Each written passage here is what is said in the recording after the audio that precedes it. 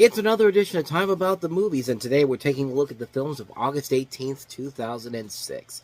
We have 5 films to look at today, including one of the most overhyped movies of all time, Justin Long, coming off of Dodgeball, starring in his first leading role in a comedy.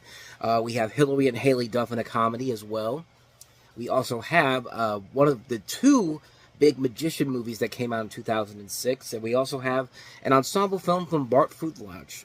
I don't even know if I said that right, but we'll get to that one as we move along here. But let's go ahead and start with the biggest new release of the weekend. And like I said before, one of the most overhyped movies of all time. Let's talk about the infamous Snakes on a Plane.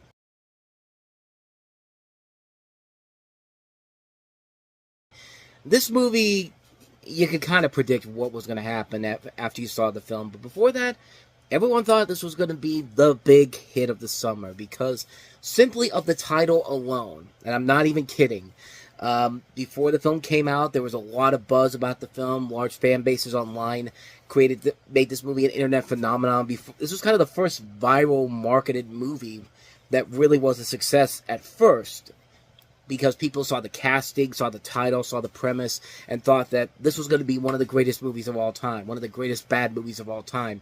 And New Line Cinema went all in on it. They actually had to reshoot a lot of scenes, especially the scene where the title of the movie isn't even mentioned one bit.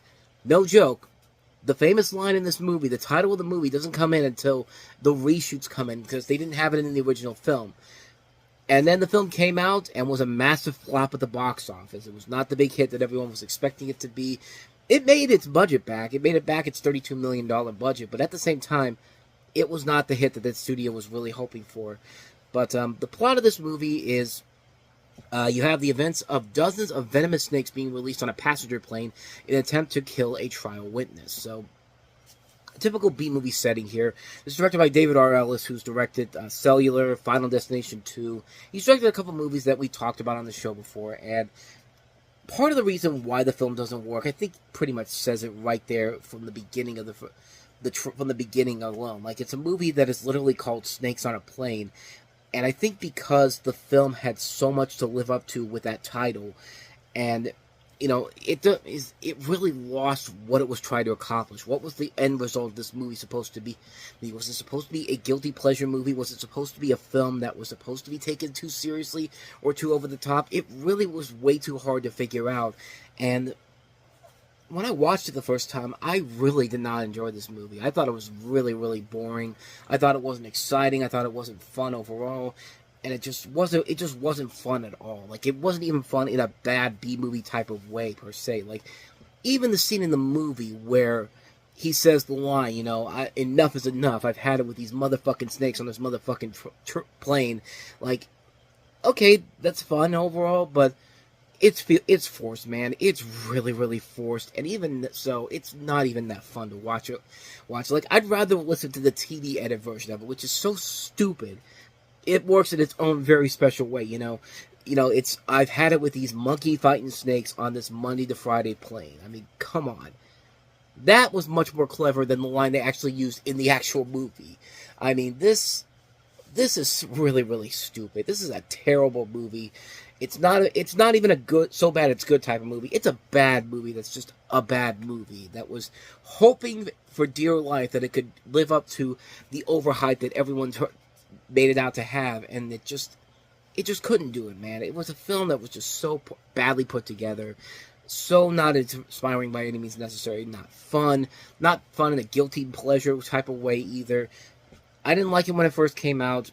It still has not held up over 20 years later. You wonder why nobody really ever talks about this movie anymore.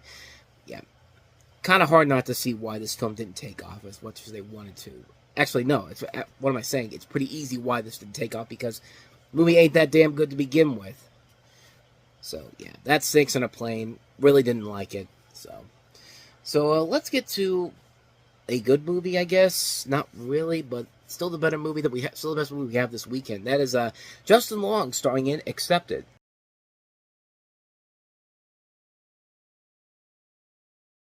So in this movie, you have Justin Long, who's a high school graduate who, after being rejected by every college he applies to, concocts a plan to create a fake university with his friends to convince his parents he's moving forward with his education.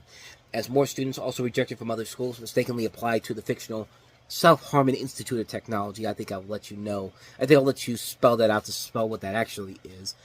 Bartleby and his friends decide to run it as if it were a real institution. And you have a cast that also includes Blake Lively, Jonah Hill in one of his early film roles, Anthony Held, Lewis Black is also in the movie as well, Maria Thayer from Forgetting Sarah Marshall. A really good cast overall in the movie, and the film is enjoyable. It's a funny movie. It's a very funny film, a very clever film at times. Is it the best overall comedy that came out this year? Probably not, but in a year that included such misfires as Talladega Nights and some other comedies we've talked about on here, this is probably one of the ones that doesn't get the proper attention it deserves, but it actually is a really funny movie. There's a lot of it I really like about it. It's stupid for the sake of being stupid in a good way. It's a real fun movie. I really enjoy it a lot. I think it's a very dumb movie. Not a great comedy by any means necessary, but I think it is still a really funny film. And it shows what Justin Long can do as a leading actor overall. And I don't think he's really gotten that much since then. I think he's been more relegated to supporting roles in the last couple of years. But he's been in a couple of leading roles that have been pretty good. Barbarian was pretty good, but yeah, this is a pretty good movie. I thought it was okay. Nothing too great, nothing too spectacular, but a pretty good movie overall. At least I thought it was. So let's get to a comedy that just doesn't work, and that is Hilary and Haley Duff starring in Material Girls.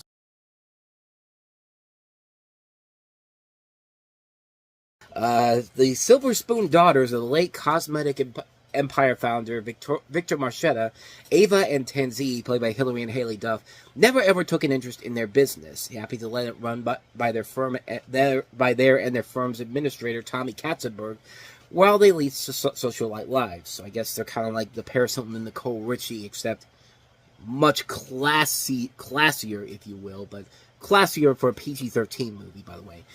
Aiming at a marriage with soap star Mick Ryan, like Micronn. Like, suddenly, a scandal wrecks the firm's stock and their family reputation. Their credit cards are canceled. One of them torches the mansion. The other hands their sports car to a thief mistaken for a parking valet. So they end up living with their Latino former cleaning lady, help to investigate whether the firm is really best sold to competitor Fabilia. Like, these names are really stupid, just like this movie. As Tommy claims, comes from hunky lab technician okay, I can't even finish this plot anymore. This movie is so fucking stupid, man. This is supposed to be a modern retelling of Jane Austen's Sense and Sensibility, but you know what? There's a better Sense and Sensibility movie out there. It's the Emma Thompson one that came out in 1996. Watch that movie. Don't watch this garbage. And this is a garbage movie. This is a really, really bad movie that is just the definition of just sucking up to try to appeal to the modern teen generation of this time period, and just doing it in a way that's so badly put together. And this is, this was the year that Lindsay Lohan's career pretty much came to an end with Just My Luck. This movie pretty much killed Hilary Duff's career as a whole, too. I mean, you didn't see her in anything that big again after this, as far as I remember, but I think the most notable thing she did after this was that terrible Sharon Tate movie that came out a couple years ago, but I could be wrong on that. I have to double check, but even then, this is still a terrible, terrible movie. A very unfunny film, a film that is so lazy, so uninspired, so lackluster on so many levels. This movie sucks. I mean, is there anybody out there who's really going to defend this garbage? Then again, most people will defend anything nowadays. I mean, I do defend garbage sometimes too, but don't do this. Don't defend this piece of shit. This is literally a piece of shit movie. Like, there's so many better movies you could be watching out there than this garbage. Probably our next movie, for example. How about The Illusionist?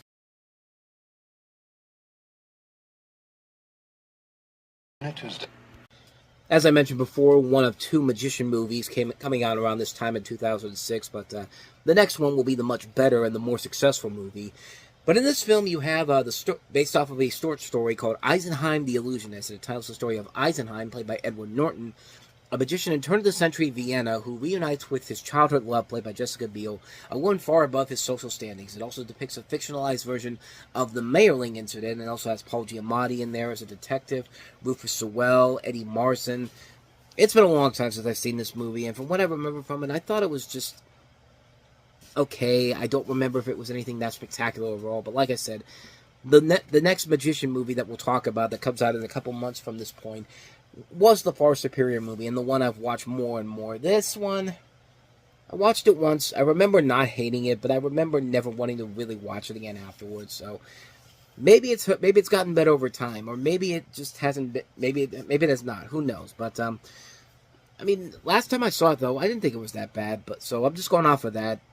Not a bad movie, but not one I'd really want to watch over and over again. But at least it was better than Material Girls. I got to give it that. But with that said, let's move on to our last movie, and that is Trust the Man.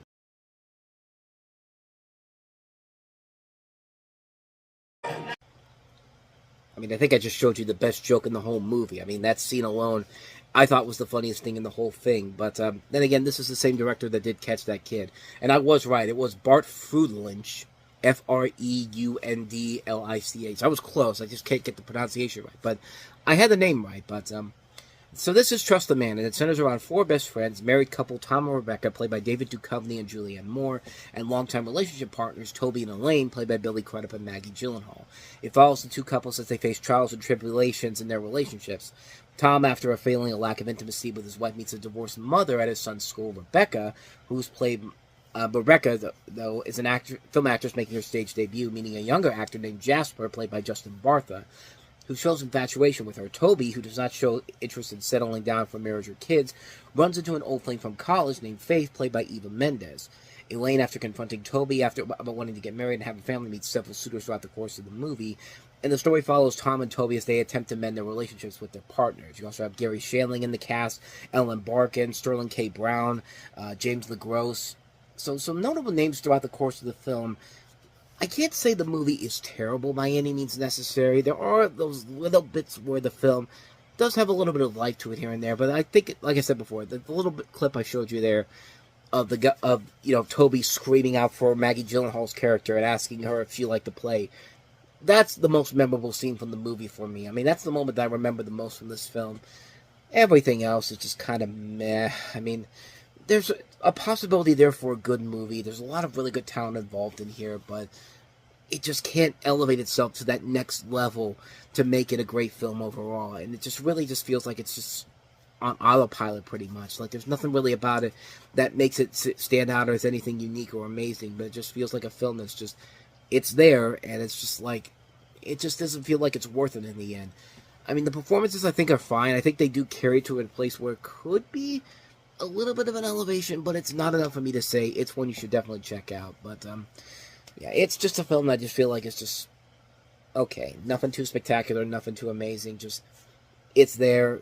If you're interested in seeing it, I'm not going to stop you from seeing it, but prepare to be a little bit disappointed by the end result. That's how I feel about the film. Trust the Man. And so with that said, we wrap up another edition of Time About the Movies. The next time we meet, we'll wrap August up with 5 more movies, including Mark Wahlberg starring in Disney's football sports drama Invincible. We also have the latest film from the creators of The Dukes of Hazzard and Super Troopers Beer Fest. Andre 3000 and Big Boy from Outkast make a musical with Idlewild. Another kids' book by New Line Cinema gets turned into a feature film, How to Eat Fried Worms, and we also have Alicia Cuthbert and Camilla Bell in the thriller The Quiet. So we have 5 films to look at next time. We'll take a look at all 5 of those movies on the next episode. But until then, thank you so much for watching, and if you want to see more videos like this, please hit the place on the next page, check out the previous episode, and also don't forget to hit the like, subscribe, and notification button because we post videos here every day, and you get updates on when new videos come out.